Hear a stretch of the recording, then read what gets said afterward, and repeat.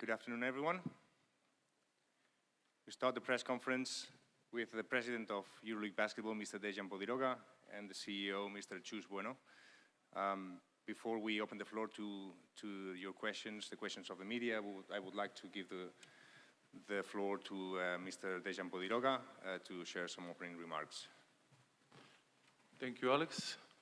Kalispera. Good evening to everyone. Before I give floor to Chus, I would like, first of all, to thank you, Greek government, City of Athens, local organizing committee for their huge support and their commitment and collaboration that make this event possible. As you know, Athens is during these days epicenter of European basketball. Personally, I spent important part of my professional career here, and every time I'm back in Athens, I really feel at home, and you can see I think in every corner of this city, historical city, you can see how the people has passion and how they love the basketball. After the semi-final games that we had yesterday, I think that tomorrow we will give another celebration of the festival of basketball tomorrow, and that I wish that best team win tomorrow EuroLeague trophy. And now, floor is yours. Thank you, President Ντέγιαν. Good evening, everyone. Again, I want to reiterate that we are very happy to be here in Greece. Lovely country, lovely basketball country, and very welcoming. So we want to thank also the region of Ithaca and the city of Athens for hosting us here in this fantastic Final Four, where I don't want to miss the opportunity also to thank the Panathinaikos organization, especially Dimitris Giannakopoulos, and the operator of the arena, White Bell, for helping us to do the best, what we want to be the best Final Four ever. That said, I know, and you are all aware, that we had some issues yesterday with the ticketing. I don't want to avoid to give you the update. We had some issues with the ticketing platform, and the platform was not ready to issue the tickets as fast as we would, and create some frustration and confusion to some fans. This is fixed. The platform is working well, so it's not going to happen again, but created some confusion. But in terms of people that could not access to the building or access to the building, the only group that it was impacted by this was 187 people, which we took care of them. We allowed them to pass the first ring.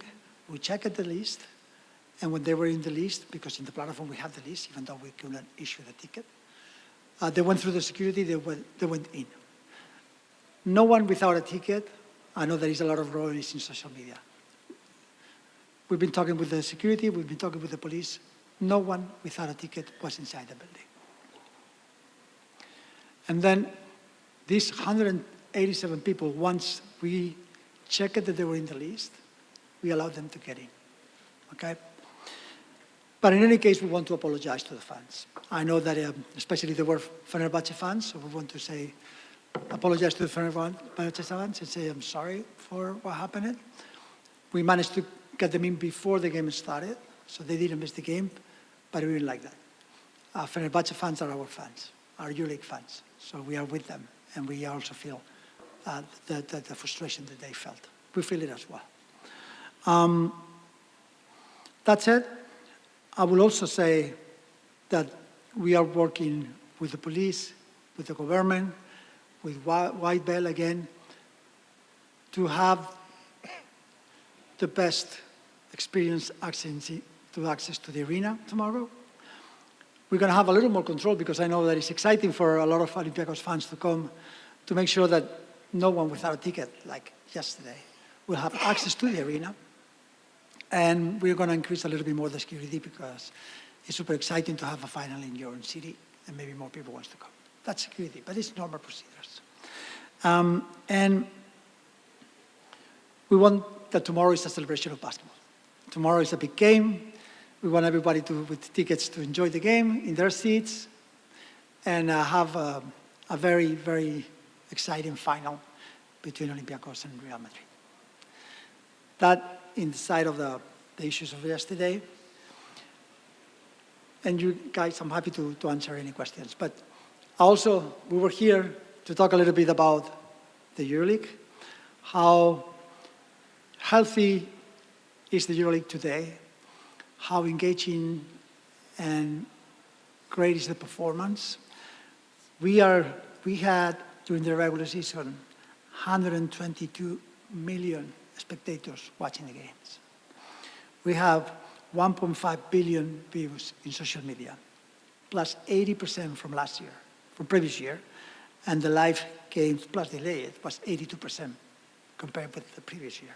The growth is there, and the new way we're structuring this place will allow us to keep growing more with a long-term contract. As you know, some of the clubs, just Real Madrid pending, signing the renewal. We're going to move to franchises next year. We're going to incorporate some of the teams that they want to become franchises in the following years. We have 17 offers to become a franchise, an expansion franchise on top of the existing ECA shareholders in the following years. And we have a lot of people, a lot of clubs also interested in joining the Euro Cup. I think that we have created a vision and a project that everybody is engaged with. We have also investors that are willing to put some money in, and we prefer to wait a little bit because we have to grow first and before exploring a partnership, a third-party investment. But we have a lot of investors interested in EuroLeague. So we feel like we are in a very healthy, in a very good place, with very good plans, and I'm happy to answer any questions regarding whatever you guys feel like. Thank you. Thank you, Dejan. We open the floor to questions from the media. As usual, please raise your hand to be awarded with a question, and also say your name and the name of the media you represent before formulating it. So we go first in the third row, left side, please. Thank you. Emre Doğan from Anadolu Agency in Turkey. Mr. CEO replied, but I would like to ask you, Mr. Bodiroga. Mr. President, yesterday many Fenerbahçe fans were unable to enter the arena despite having tickets. Fenerbahçe club board criticized the EuroLeague over this matter. There are also claims fans entered the arena without tickets yesterday. Do you think, is there a problem here? What do you say on this matter? Thank you. Thank you. I think that what also Chus explained before, we was in the contact before the game, was this situation that came from something from our platform of ticketing and some problems that, you know, our team tried to solve and this and that, but before the game I was in the contact with them, and we will try to put all Fenerbahçe fans before the game in the arena, and at the end we did it. I know that is the that also we apologize that you know, to Fenerbahçe fans and Fenerbahçe club, and we was at the end we solved it. They enter, but we didn't make this like we want to do usually. But you know, this is apologize to the club and to the fans.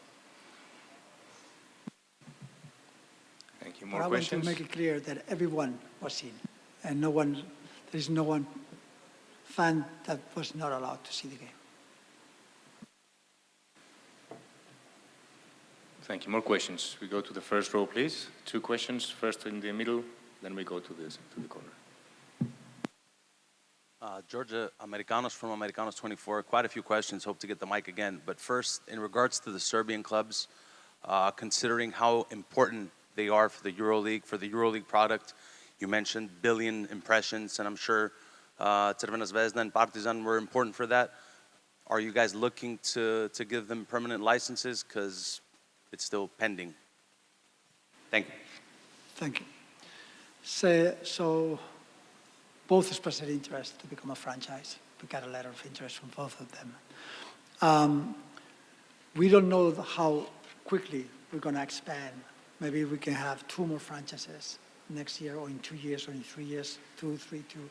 We want to increase the number. We want to think that the number will be ideal around 18, 19, if we expand to 24 teams, because the idea was go from 20 to 22 to conferences, and then 24. That will allow us to have more franchises, but still have some access to the league through the Euro Cup. And our wish will be also to have some access through domestic competitions, because we will have 6 spots available. As you know, Partizan and Red Star has been with us since almost the very beginning. They have shown their commitment to this league, and they have shown what they bring to the table, this passion, the fans, crowd the arena. We would love to have them. And they will have to go through the process. There is some fees that they have to pay, but for people that they have, clubs that they have helped us to build this place, they're going to get some discounts from the number that we're thinking that if someone external comes tomorrow, will receive. Because think about this, the investment bank, GB Capital, said that this league, the valuation of this league today is 1.4 billion.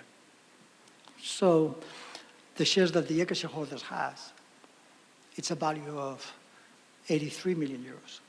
So if you want to be a franchise and have the same number of shares, the normal number will be around 80 million.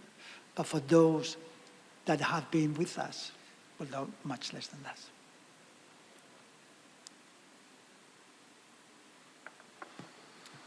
Next question there. Yeah, please, first row. Hi, Massimiliano Bogni, Backdoor Podcast Italy.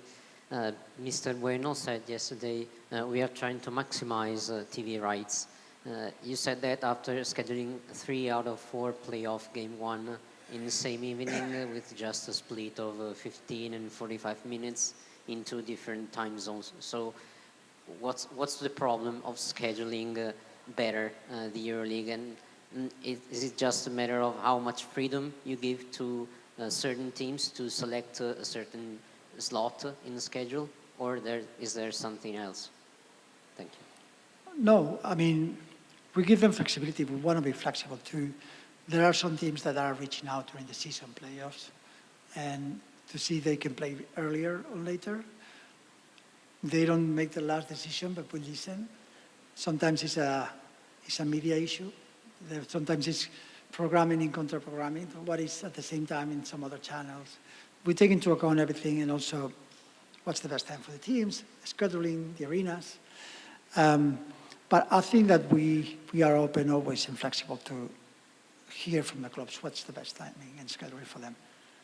Then it's not only on them, there's a lot of implications here on parties. And we try to make the best decision that works for all. But we don't have a system or a way that is going to be like this and that's it.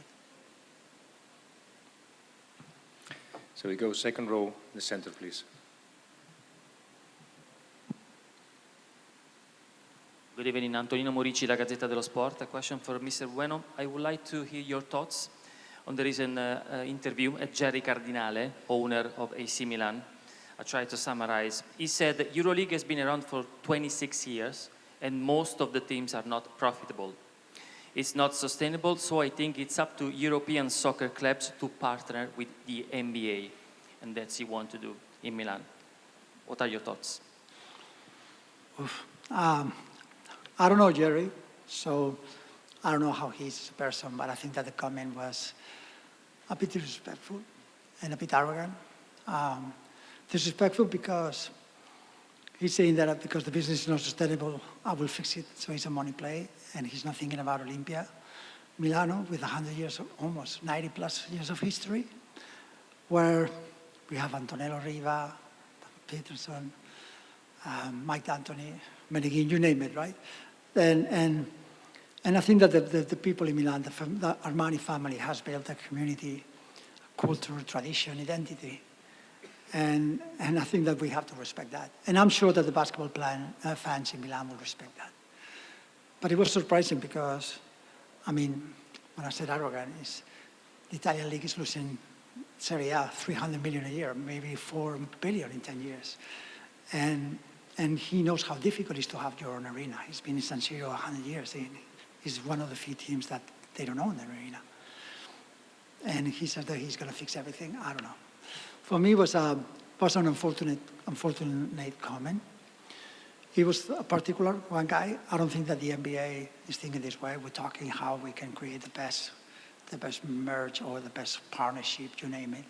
And they understand and they respect the basketball community. So I think it was just an unfortunate comment. Thank you. We go to the second to last row first. Second to last row. Yeah. Ezonas Jablonskas, basketnews.com. I have a question for Mr. Bueno. What is the realistic timeline for EuroLeague's expansion to 24 teams? And at the same time, given that the conference seems to be the most likely scenario, what could be the format in that case? Would it be only that the conference teams plays between each other, or there are so many other ideas? Thank you. Thank you. Good question. I think it's too soon to know. When we did this internal assessment, we were thinking, okay, should we do it by geography? Should we do it like a pure pool, like balls, everyone falls in one side or another? We want to talk to the teams what is more convenient for them as well. We want to hear, like I was saying before, what would be the best format. But I think it's still too soon to have a one clear way to do this. But we are exploring with the competitions department different options and asking different graphics and different ways to do this, and the impact also with the media, because rivalry is also important, and you don't want to put one team here and one there. Everybody loves the Barca Real Madrid, Panathinaikos, Olympiacos. So we have to take care of a lot of things. But again, I think it's premature to make one statement in one direction or another. Second row, center, please. Hi, Roy Jankolovitz, iSport. My question is for you, Mr. Bueno. Should the political situation stabilize, do you see games returning to Israel next year, as some of them were played this year in Israel? Thank you. Well, it's not depending on us. As you know, we follow the government recommendations and the security and the Ministry of Defense, all of that. And we would like to have a normal league, as you can imagine. I don't think that anyone is happy with the situation. But what I can say is, hopefully, if the war is over soon, the sooner the better, we will come back. But safety of the players, fans, has to be first. And second, in the case that they still have to play some games outside the country, we are incorporating in our bylaws, or would suggest the board to incorporate, that the venues have to be a little bit more EuroLeague type venues. I don't think that helps the setup of a small venue, because you don't think that you're gonna have 15,000 people. Access, locker rooms, physiotherapists, areas. We want this to have state-of-the-art facilities, no matter what they play. This I can give you as a new thing that we are thinking. We have learned from this situation. We want to move forward and do better. Next question here at the center as well, third row. There was a question? Not anymore? No? Okay, we go to center, fourth row, please. There's a couple of questions there.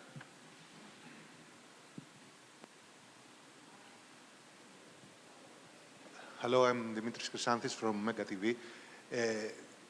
Did you say, Mr. Chus Bueno, did you say before that you're discussing with NBA Europe a possible merge, which means, if I'm understanding well, that a scenario that for a common league between NBA and EuroLeague is on the table?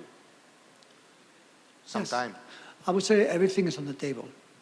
I think that we both agree on the approach, saying, Adam said it, Mark said it, and George, myself, that fragmentation dilutes value and creates friction, and that's bad for the business. Fragmentation is not institutional fragmentation. Fragmentation is fragmentation with the media, the fans, which one do you like more?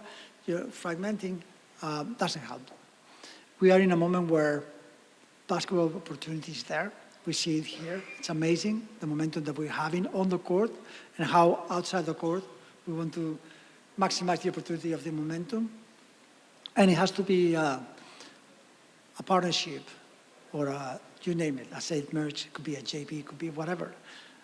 That makes sense. That makes sense for all of us. And this is what we are openly discussing with the NBA, what it makes sense. Too premature, too soon to say, this is the deal that we are going to do. But we have good relationships. We have trustful relationships. And we can openly say, we don't like this, how we fix this, how we not fix this.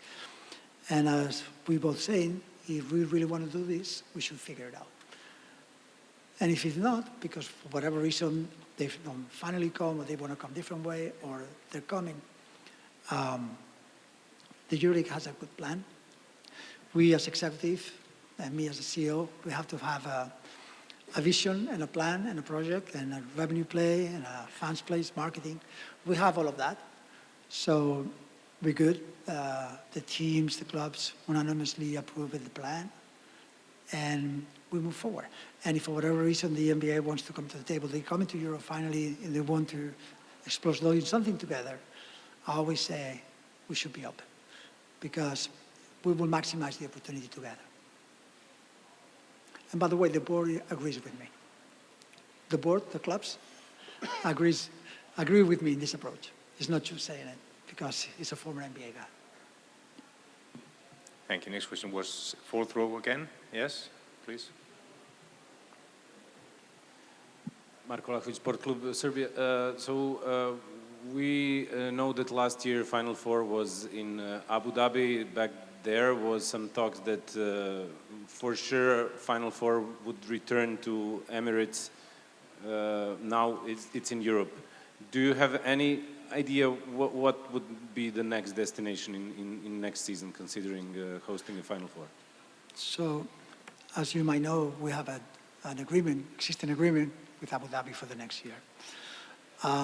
Of course, the situation in the Middle East, until it's not solved, we're not going. It can be solved, hopefully, if it gets resolved and everything is okay, it's safe, same with Israel, right? We have a contract, we will be happy to come back. But we have to be safe, sure that we are in a good place. We're not going to be in a situation where we're not going to expose fans, etc. And we have give ourselves some time still to decide. Of course, we are exploring other options, Plan B, and we have a couple of ideas and conversations regarding the Plan B. But I think that we still have to wait a little bit more and see what happens. But I don't know, maybe in a couple of months we really have to sit down and see what we want to do because we need to plan and there's a lot to do. What? No, it's just conversations. So it's not, I don't have a plan B to inform. Thank you. We stay at the fourth row center. Good evening, everyone. It's Panos Kefalas from Big Win Sport FM. I would like a question about Mr. Chus Bueno. Are there any discussions, and what's the progress with discussions or conversations with other Greek teams like PAOK or Aris? Are we going to see them soon joining the EuroLeague and not via Eurocup, direct to EuroLeague? Thank you. As I said, there is a lot of teams interested in joining the EuroLeague. It's a great league. It's a fantastic league. It's a very competitive games where, as you know, every game matters. And people want to join, which is good. Shows how healthy it is. We have conversations with both of them. I think that sometimes you want to run, and we call it with my friends now, next, later. Maybe it's not now, but maybe it's next. But when they are ready, we're happy to explore. We're happy to have the conversation to join. But we have been talking with both of them. and they have very good ambition, and the ownership groups in both of them is very important, and we like them. Now it's a matter of when they can be ready to have the conversation, because for now, I think that they still have to grow. They have to make some more steps before getting to the level of this league that is very competitive, with a lot of people putting a lot of money and demands high level of performance inside, on the court and off the court. Second row, right center, please, on the right. Alberto Marzagaglio, Your Devotion from Italy. I'm asking to both of you, we all know that we are here to support, to develop, to sell the product of EuroLeague. Yesterday there was a press conference with Dimitris Itoudis and Yannis Spyropoulos and Goran Saric about how many topics of EuroLeague. We all know that it's a great product. We all love it and we all want to do the best for that. So I'm making a, let's say, criticize a little bit some situation that is happening regularly.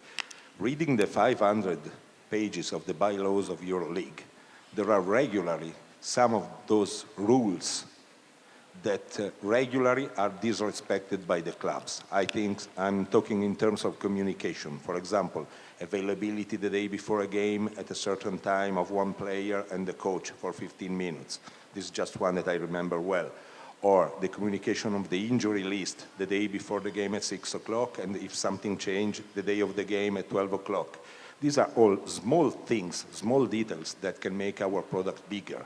And these are all information that, frankly speaking, we need to try to do our job in the best way possible. But most of the club, and I'm pretty sure that you know which club I'm talking about, are disrespecting these rules, while other clubs are perfectly respecting these rules. So it's a kind of underlining this situation and to have your opinion about that, because, you know, a small detail plus another small detail plus another one can make one thing a big one, a very important one. And this could help to develop the game that we all love here. Otherwise, we wouldn't be here. Thank you. Thank you. I love the constructive messages and how you think that we can do things better. So, I've been in basketball 30 years, but I'm the new guy in the EuroLeague, so I've been 3 months in the job. We are talking internally how we can revisit things like that in our bylaws to make the product better. Anything that comes from the TV or the journalists, ideas that you have in mind, please share with Alex, because we want to learn from you as well. Constant feedback is always welcome. We will be always welcome. We're not going to say like, we are right and that's it. So thank you for saying that, and we will take notes. And I don't know, Dejan, do you want to say something else? So we'll work on that. So please send any suggestion to Alex. We are in a moment that because we want to restructure a little bit the situation, with franchises, new models, how we want to work in the future. We are revisiting almost everything. We are just saying like what we can do better. And I want to learn, and I want to understand what we can do better. So please, thank you for the comment. If you have any other comments, Alex would be very happy to take it and bring it to us to discuss. Absolutely. 2 questions here on the right side, please. Good evening. A question for Mr. Bondinogga and for Mr. Matteo. Mr. Bondinogga, the first version of EuroLeague, it was in a final game of series finals. And after Final Four, you have compete and win. Which version you prefer, and if you think that maybe he can change somewhere? And for Mr. Bueno, what happened with the team from Russia? The most of World Federation start to accept again Russian athletes and Paralympic Committee. If you have any news, thank you. Thank you. Thank you for question. I think I like more Final Four. I think that our regular season is very competitive. Is almost like a playoff. Is every game matter. And from the beginning, in the middle, and at the end of the regular season, our games are like playoffs. And after, Of course, we have this Final Four that is, how I can say, that is the best teams come. It is, yes, is let's say 2 games, semi-final and the final. But this is the confirmation what one team did during the one season, and how continuity they have, which quality they show during the year. And at the end, I think that always win the best team. If we summarize all the season, that at the end I prefer Final Four. I prefer Final Four too. I think it's a celebration of basketball, and everybody gets together from different places. Look at you guys, and I love this format, and it's super passionate. I'm passionate for this one. Regarding Russia. We have to follow the regulations and the governments, and still the government have sanctioned Russia. So we follow this closely with FIBA. We talk to FIBA every month about this. But until the suspension has not, or the ban, it's not clear, we cannot consider going to Russia again. Thank you. Another question there. Yeah, please.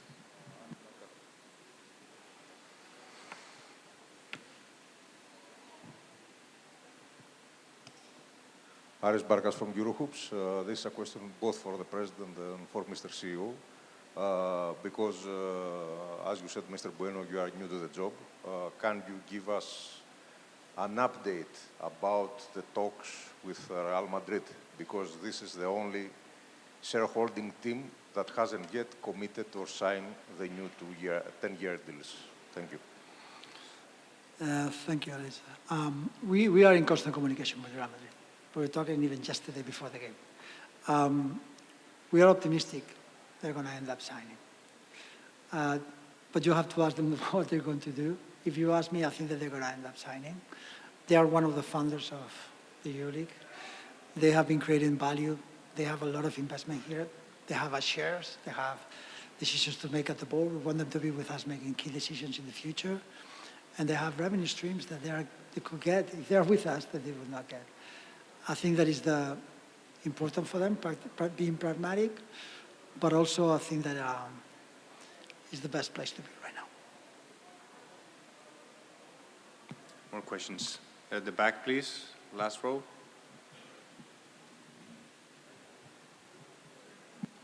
Hello, Spiros Kontos, Betaradas.gr.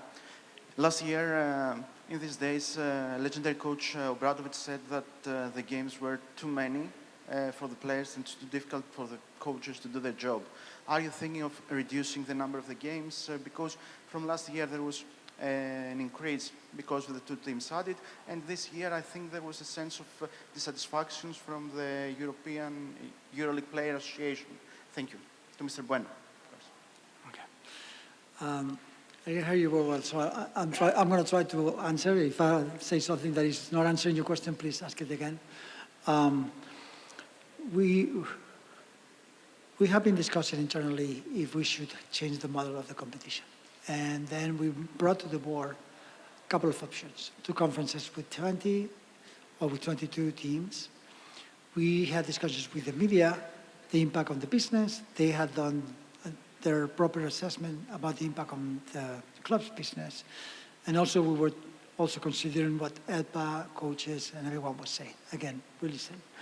The biggest problem for us to move to 22, which, by the way, there were teams, many teams that were open to do this, was that this year specifically, we have a lot of uncertainty. 2 months ago, we had 3 teams that didn't sign the contract. We have 2 teams playing outside, not playing the league, the Russians. We have 3 teams playing because of the war outside of their places. And we have 1 team that is having financial issues, which was Monaco. 9 teams in a very uncertain position doesn't make you feel that you have to put more teams the next year. You have to guarantee that the number that you have today is good and then expand. But with all this uncertainty, we thought that it was better to continue. Also, the business impact with 20 teams was way too big, so it was not possible. TVs were complaining a lot. The number of games was dropping down tremendously, hundreds of games. And now with 22 was better. So that's what I think, that we are going to have conversations about 22 relatively soon when the uncertainty disappears and we're ready to move. But today was more, we think that it was more prudent. Don't go that crazy. Thank you. More questions, please? We go there at the back again, right side. Also, Mr. Bueno, as you said today and other times, you have constant conversations with the NBA and FIBA, but there is no substantial results yet. So maybe you could name the current obstacles or deal breakers from the EuroLeague's point of view that are preventing an agreement to be reached. Thank you. It's not, I mean, these things takes time.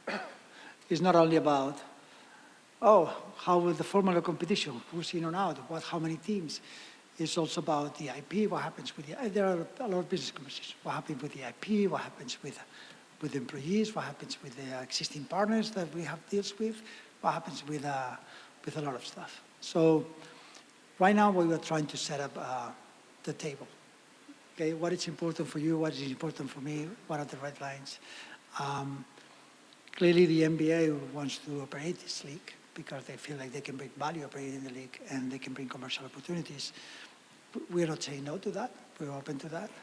But there's a lot of conversations about numbers of teams, how and we are going to do this. It's going to be called NBA EuroLeague. It's going to be called NBA Europe.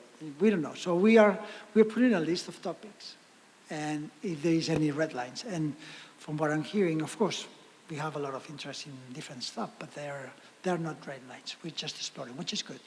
So we are now trying to set up the table and see what are the topics that we have to discuss, and then go one by one how we're going to fix this. Nothing.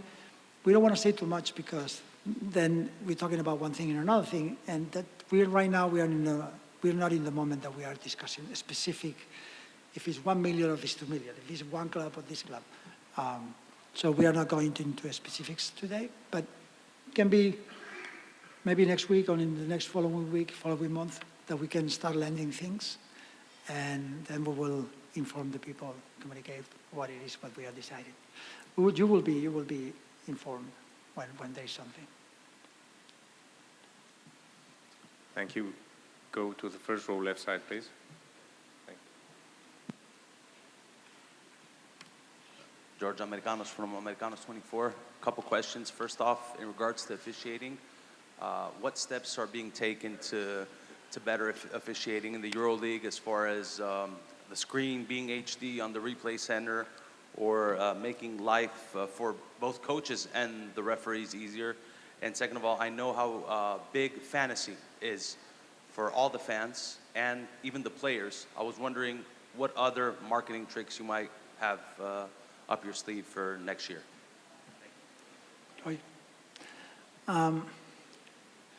I've been trying, as a fan, I follow the referees, of course.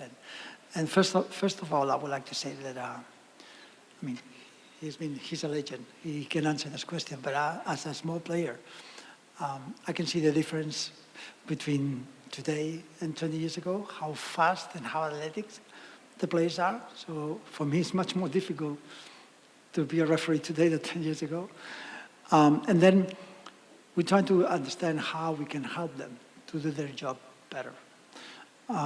Personally, when they see the replays so long, and there's another one, it's another one. For me, the flow of the game, I think that loses a little bit momentum. So one thing that we can review is if there's a limit for the review of something, but we want the calls to be fair, we want the game to be fair. So sometimes you need time to see the things that are happening. So we are talking with the referees about how can they do their job better, and Danny's doing that. I don't know if you want to add something. No, I agree what you say, and also, I think that we have, of course, always some things can be improved, but we have, I think in our competition and in the Europe we have best referee, and They have incredible quality if we want to talk about all other competitions and I don't know, some let's say other competition, by far our referee are the best. And I think also if we're now talking about the games and how we improve and how EuroLeague is improved, of course, is because of the clubs, of the players, of our coaches, of our fans, that this is make EuroLeague strong. But also is part of this is also for them because we have, you know, I think very good officiating in our league. Thank you.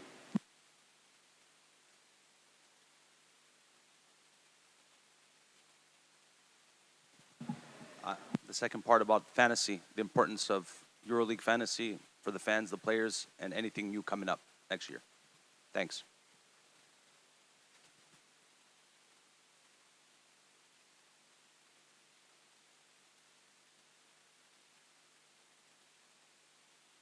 Sorry. So one of the biggest things that we want to do, that we're very focused on, we're going to make substantial investment, is in creating a much better direct-to-consumer platform.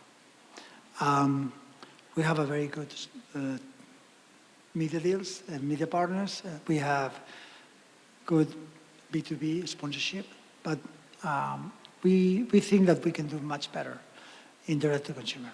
We don't monetize the fans, we don't engage, we don't create experiences and relationships in the way that we could.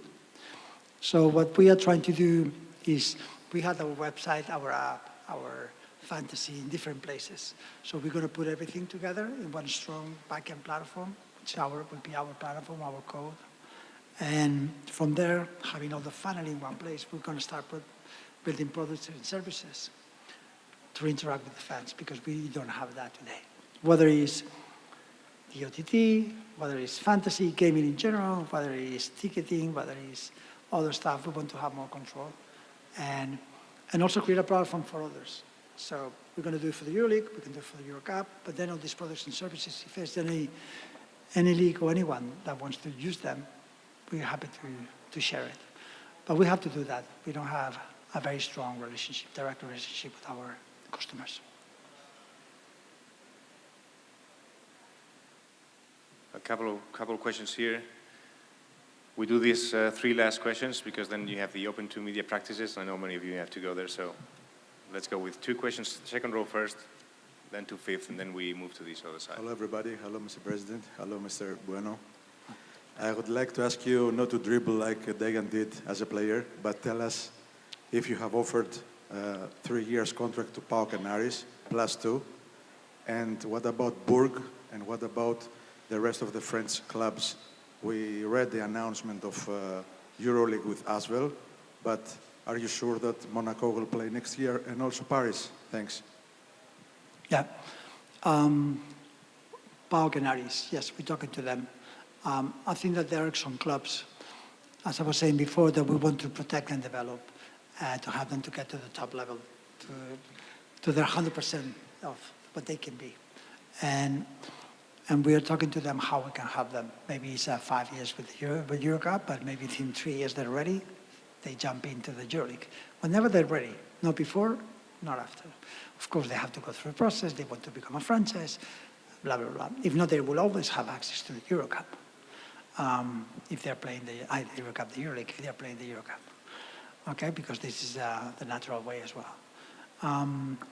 Regarding the French teams, as you know, Axel signed the extension, so we're very happy that they did. With Paris, we are talking about different possibilities, also this franchise's expansion. But Paris is a great club, great organization. What they have done in the city of Paris is amazing. They created this community. They're building the tradition, they're building the culture that I was saying before. And we think that they're doing a good job, and we are very happy to explore becoming a long-term partner. We're talking to them to do that. And regarding Monaco, they know, because we talk to them on a weekly basis, they know that they have to fix first their financial situation, the debts that they have with people, even with the EuroLeague, and have a new ownership that we can feel comfortable with, because they have a very difficult situation. If they stabilize their financial situation and they have a new ownership, that it's a good ownership. Monaco is a place that have proven value in this league, and we would love to have them. What format? I don't know. Burg, we were there at the finals, and Deijan can elaborate more, but we had a great time. Fantastic, fantastic atmosphere, fantastic crowd, very good organization. The entertainment, the game operations, everything was very, very good. Of course, they have some requests to become an EuroLeague, and maybe they don't have the arena. They have a lot of challenges.